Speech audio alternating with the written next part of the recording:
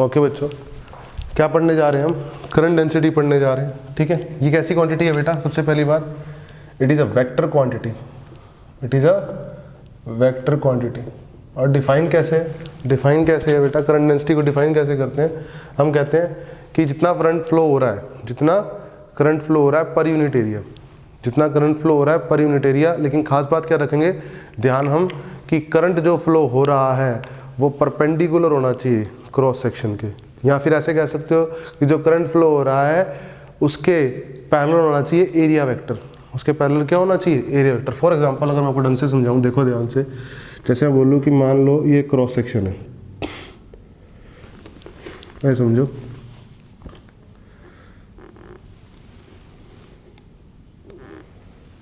ये cross section है। ध्यान से समझना चीज़ों को, गड़बड़ नहीं करनी बिल्कुल भी, ठीक है ना। ये कौन से प्लेन में है? वाई जेड प्लेन में। और करंट मान लो ऐसे फ्लो हो रहा है, ये करंट फ्लो हो रहा है, करंट ये फ्लो हो रहा है। कोई दिक्कत? कोई दिक्कत कहीं से कहीं तक बेटा? कोई दिक्कत नहीं है। तो करंट डेंसिटी कैसे डिफाइन करूंगा मैं यहाँ पे? करंट डेंसिटी डिफाइंड होगी current per unit area. Current per unit area मतलब करंट की फ्लो में डायरेक्शन किसकी है? एरिया वेक्टर की। जो एरिया वेक्टर है, एस ले लो इसको, एरिया वेक्टर ले लो, एरिया ले लो एस, तो एरिया वेक्टर क्या हो जाएगा? S vector. सही है बेटा। तो करंट की डायरेक्शन में क्या है? Area vector. तो करंट डेंसिटी डिफाइन कैसे है? Current per unit area. और अगर उसकी डायरेक्शन में नहीं है तो, जैसे फॉर एग्जांपल मान लो कि एरिया है ना ऐसा और करंट है ऐसा, ध्यान से देखो, करंट कैसा है? ऐसा।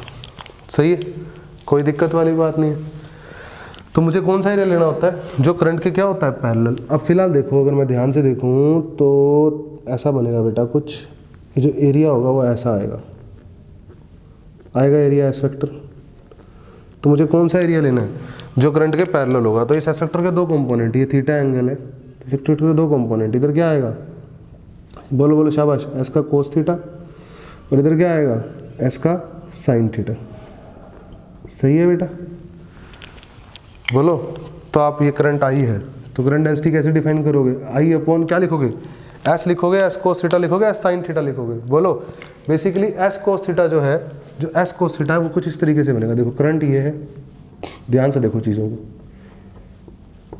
और जो ये वाला प्लेन, ये वाला जो एरिया है ना, ये वाला, ये जो एरिया है ये बनेगा एस कोस थीटा वाला, तभी तो इधर आएगा। अरे बोलो, सही है ना।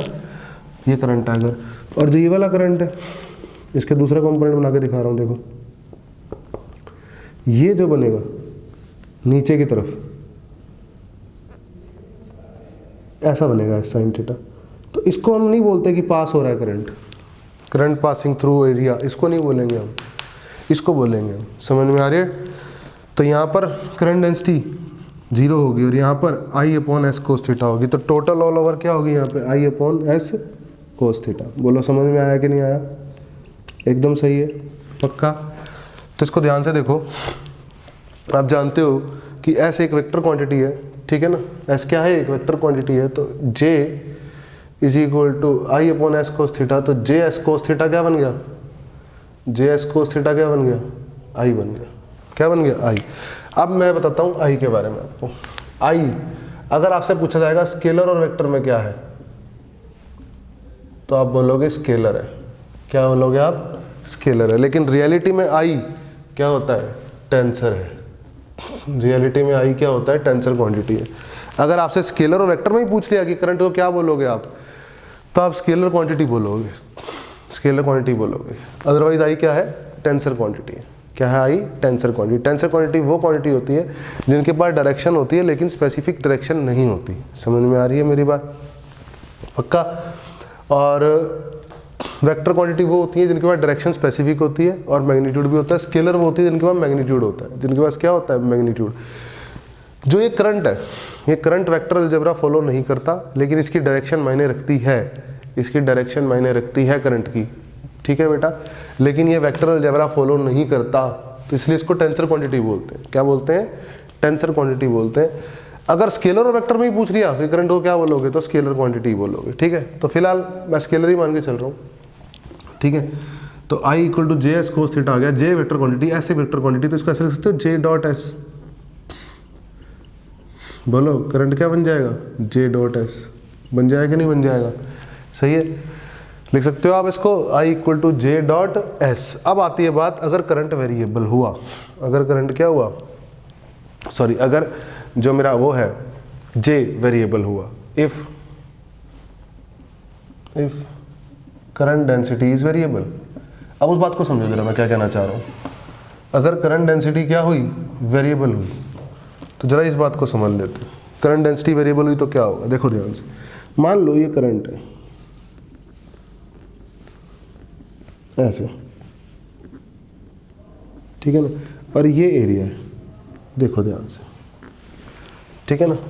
तो मैंने एक यूनिट सरफेस एरिया यहाँ बनाया, एक यूनिट एरिया यहाँ बनाया, ठीक है ना। यहाँ करंट डेंसिटी अलग है, यहाँ करंट डेंसिटी अलग है।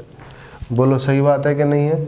यहाँ करंट डेंसिटी अलग है, यहाँ करंट डेंसिटी अलग है। तो मैं प्रॉपर इंटीग्रेट करूँगा तो मुझे क्या मिलेगा, सारा करंट मिलेगा। क्या मिलेगा, सारा करंट। फॉर एग्जांपल अगर मैं बोलूँ कि यहाँ से इस डी एस से, तो J D S, D I current होगा कि नहीं होगा। अरे बोलो बेटा, ये डी एस है ना, ये क्या है, डी एस। ये डी एस सरफेस एरिया से जे वेरिएबल करंट डेंसिटी पास हो रही है, तो करंट कितना मिल रहा है, डी आई। ऐसे ही यहाँ पर डी एस सरफेस एरिया से, तो जे डी एस क्या है, डी आई। तो मैं टोटल करंट निकालना चाहता हूँ इसमें से, कितना करंट पास हो रहा है। तो क्या लिखूँगा बेटा मैं, integral of J dot D S. क्या लिखूँगा, integral of J dot D S को करंट बोलूँगा मैं। बोलो समझ में आ रही है बात या नहीं आ रही है।